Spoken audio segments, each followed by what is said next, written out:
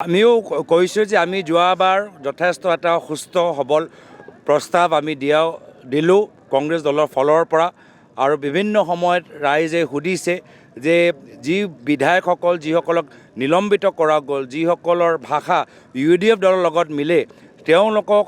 ৰাইজৰ দলে কিয় ল'লে এইখিনি প্ৰশ্ন সকলৰ মনত এতিয়া যিয়ে নহওক আমি মিত্ৰতা পক্ষত প্ৰস্তাৱ আমাৰ ফালৰ পৰা দিয়া গ'ল তেওঁলোকৰ প্ৰতিক্ৰিয়াৰ বাবে আমিও বাট চাই আছোঁ নাই সেইখিনি কথা তেওঁলোকক সোধক যিহেতু তেওঁলোকে ল'লে আজিৰ তাৰিখত যিসকলক নিলম্বিত কৰা গ'ল যিসকলৰ ভাষা UDF দলৰ লগত মিলে তেওঁলোকক লৈ কি চিন্তা কৰিছে ৰাইজেও জানিবলৈ বিচাৰে